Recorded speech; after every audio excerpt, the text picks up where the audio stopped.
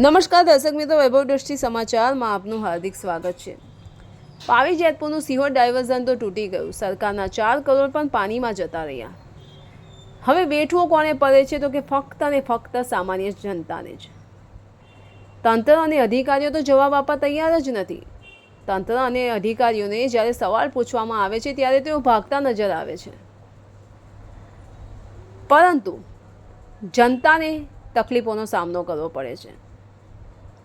હાલમાં સિહોર ડાયવર્ઝન જે તૂટી ગયું તેને કારણે હવે છોટાઉદેપુર કે બોડેલી જવા માટે કે તેમજ બરોડા જવા માટે 30થી 40 કિલોમીટરનો લાંબો ફેરો ફરીને આવવો પડે છે, એટલે કે મુસાફરી લાંબી થઈ ગઈ છે, જેને લઈને એસટી ડેપો દ્વારા ભાડાઓમાં વધારો કરી દેવામાં આવ્યો છે, જેની સામે છોટાઉદેપુરના તાલુકા પંચાયતના કારોબારી અધ્યક્ષ રાજેશ રાઠવા દ્વારા વિરોધ પ્રગટ કરવામાં આવ્યો છે।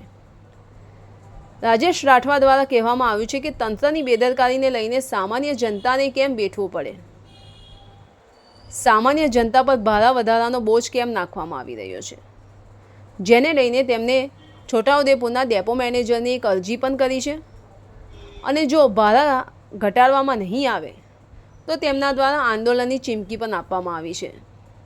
ધન્યવાદ।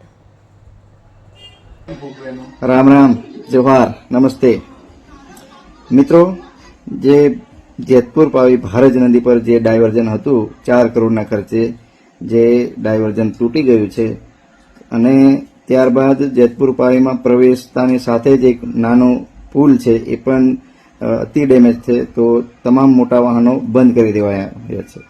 तो छोटाउदेपुर डेपोमांथी जे कंई एसटी बस वडोदरा माटे जे जाय छे ने ए बस हवे कवांट फरीने बोडेली जाय छे अने ए बसनुं भाडुं एटલું બધું વધારી દીધું છે કે યાર સીધી જ વાત, નુકસાન તંત્રના લીધે થયું છે તો બધો ભાર પબ્લિક ભોગવે।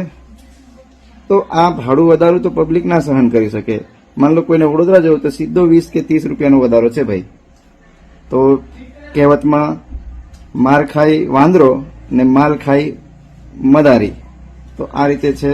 તો આ ચલાવવામાં નહીં આવે એટલે આવતા બે દિવસમાં તમામ બસ લોકલ, એક્સપ્રેસ કે ગુર્જરનગરી કે કોઈ પણ બસ હોય એ તમામ બસને છોટાઉદેપુર ડેપોમાં જ રોકવામાં આવશે, કાં તો કવાંટ સુધી પણ રોકાઈ જશે આ બસો। કારણ કે તંત્રની બેદરકારીના લીધે સીધી પબ્લિક પર અસર પડે અને પબ્લિક પર પૈસા વસૂલ કરવાનો આ નહીં ચાલે। તમારે ખોટમાં જો જવું હોય તો સરકાર ખોટમાં જાય। એસટી વિભાગ, એસટી